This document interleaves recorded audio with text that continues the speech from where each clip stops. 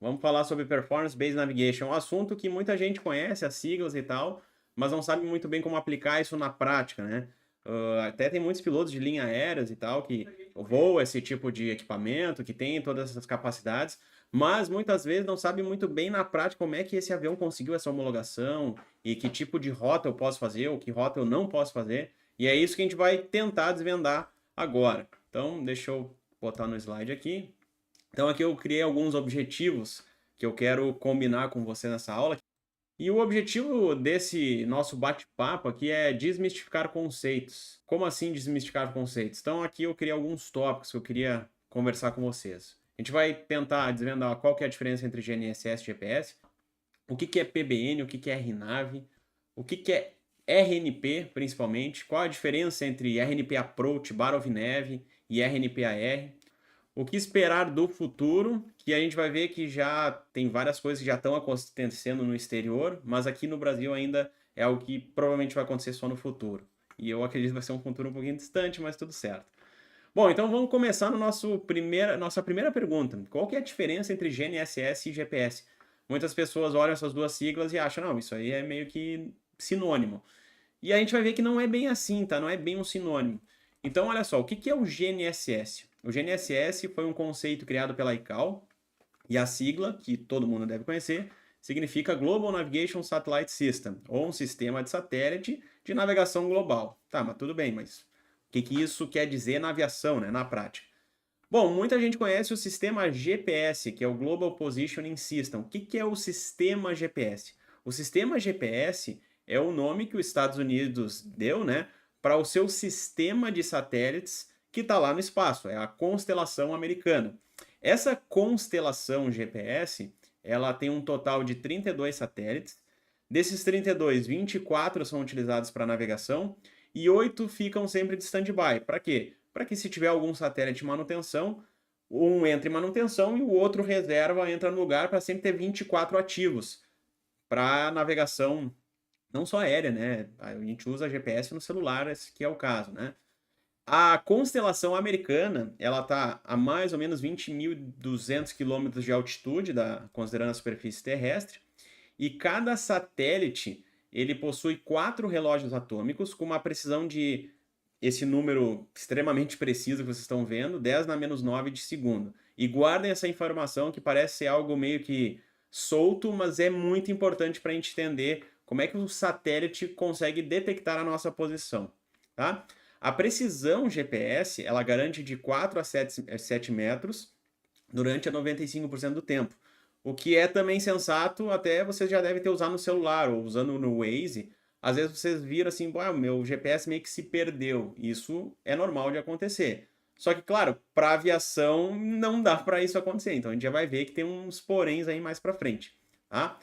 Bom, o que é agora o GNSS? A gente falou, GPS é o nome que os americanos deram ao seu sistema de satélites.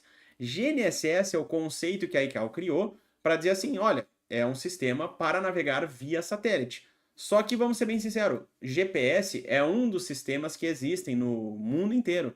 Mas existem vários outros. Existe o GPS, que é um deles, o mais famoso. Existe o sistema russo, que é o GLONASS.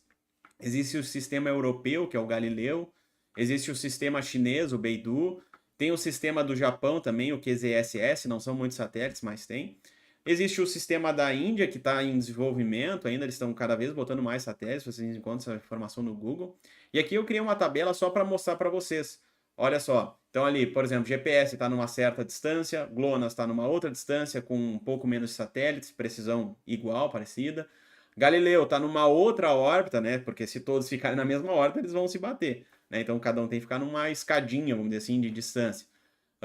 26 satélites, 1 metro de distância. Aí o Beidou ali tem 23, um pouco mais, uma precisão um pouco menor. O japonês também e o Nevt. O que eu quero dizer para vocês?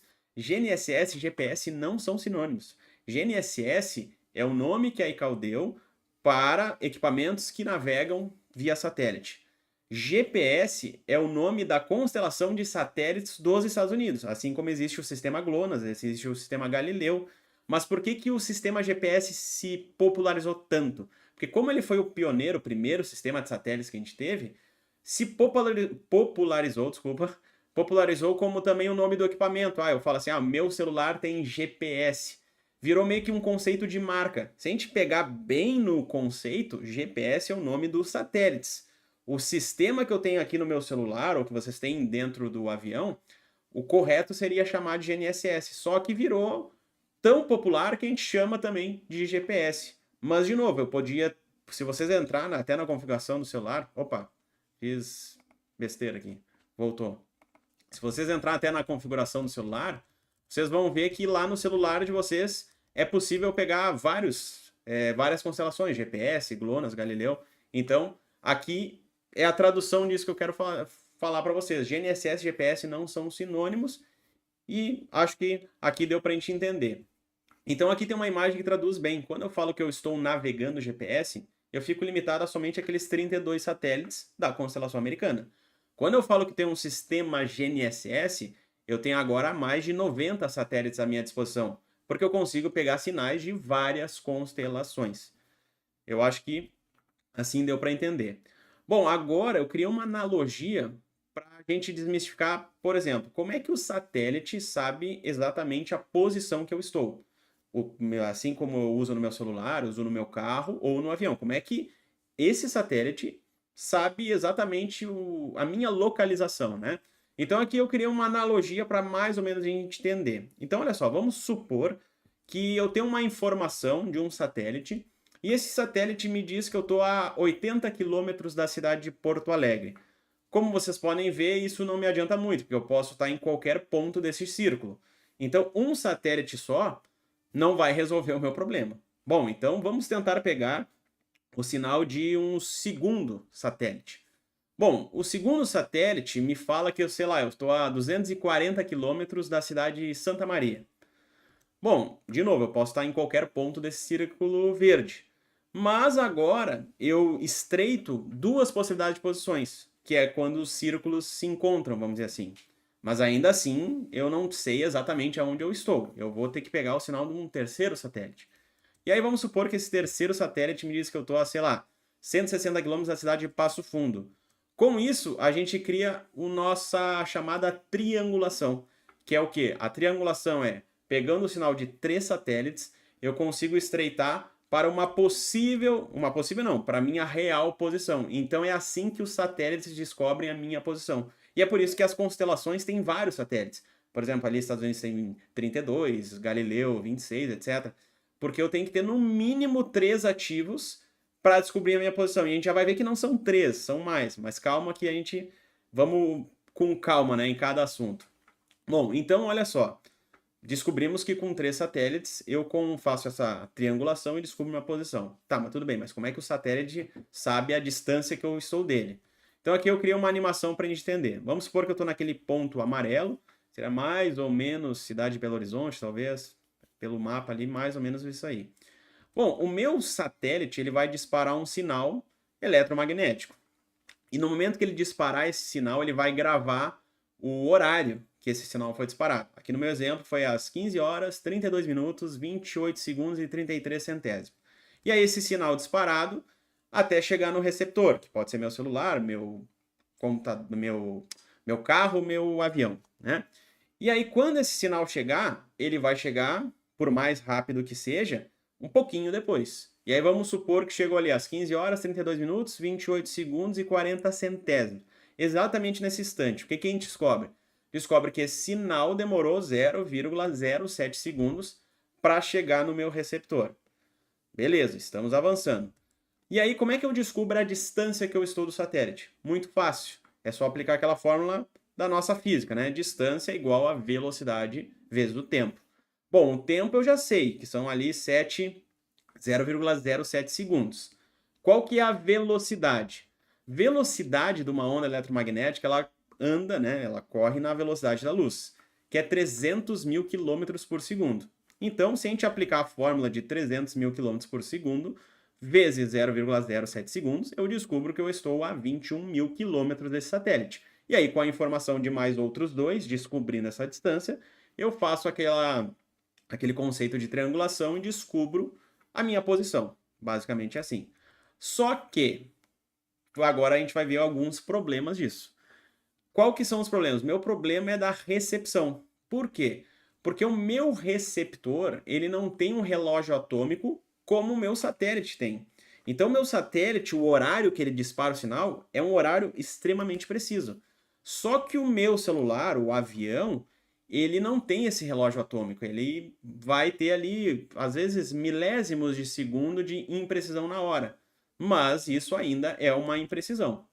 E aí o que acontece? O receptor, ele não vai estar sincronizado com o relógio do satélite.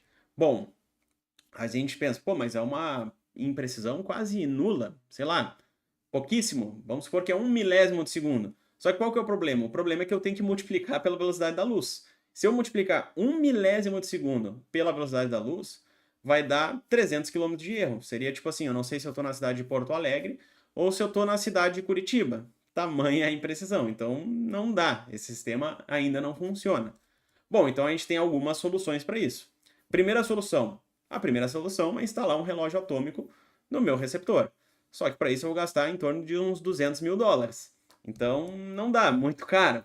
Segunda solução que a gente tem. A segunda solução é eu, além desses 3 satélites, eu vou pegar um sinal de um quarto satélite, que esse quarto satélite ele vai ter só a função de sincronizar o relógio do receptor.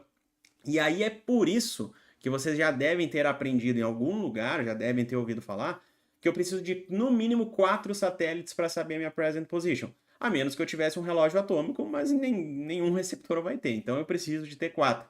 Eu me lembro que quando eu estava lá no meu piloto comercial e alguns foram me falar desses 4 satélites, me falavam assim, é que um é para o eixo X, um é para o eixo Y e o outro é para o eixo Z, e um quarto satélite fica de stand-by. Não, isso aí tá errado, não tem nada a ver. Os 4 são ativamente, não é nenhum stand-by. Eu preciso dos 4 ativamente, no mínimo, né? No mínimo 4, quanto mais melhor. Mas eu preciso no mínimo ativamente 4 satélites para descobrir minha present position. Senão, eu não tenho a confiabilidade necessária, que um dos requisitos do PBN é o requisito de confiabilidade. Bom, mas basicamente é fácil de entender que quanto mais satélites eu receber, maior será a precisão. Então, de novo, eu preciso no mínimo 4. Mas se eu estou recebendo 6, 7, 8, 20 satélites ao mesmo tempo, mais ainda aumenta a minha precisão. Então, a gente acabou de ver o problema de recepção. Só que esse não é o único problema. A gente também tem um problema da transmissão.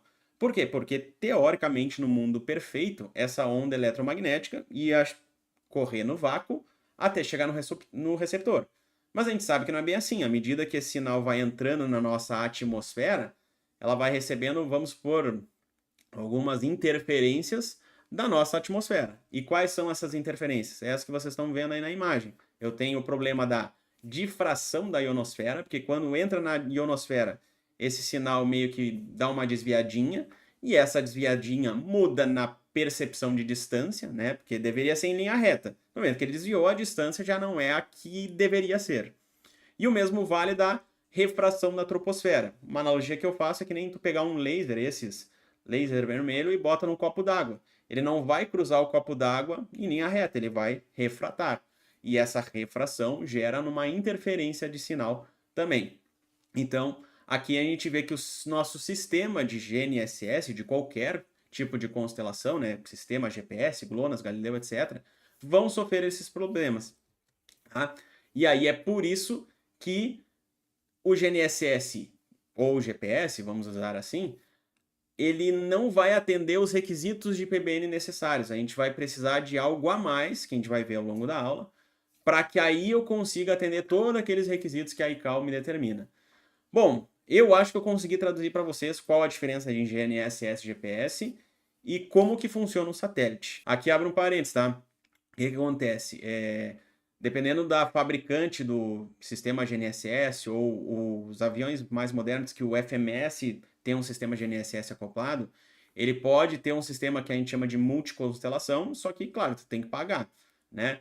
E aí o que acontece? Tu vai ter que pagar mensalidade, aí eu não sei, vou ser bem sério, não sei se é mensalidade ou anuidade, né, para constelação GPS, para constelação GLONASS, etc., para ter esse serviço. O que eu sei, na maioria das aeronaves brasileiras, é que o quê? O contrato que eles têm é com a constelação GPS, por quê? Porque só a constelação GPS já atende todos os requisitos para navegar aéreo, então não tem por que pagar para outros, tá? Outras constelações. Então, isso eu posso te falar com certeza. O que eu sei é que existe um estudo no Brasil que eles estão tentando, eles não vão conseguir instalar o S-Base. Vou falar mais para frente do S-Base. Acho muito improvável instalar o S-Base aqui. Então eles estão tentando criar um estudo para que, com através de satélites multiconstelação, né, que eu pega de várias outras constelações, eu criar tipo um S-Base aqui no Brasil, mas ainda é algo muito primitivo.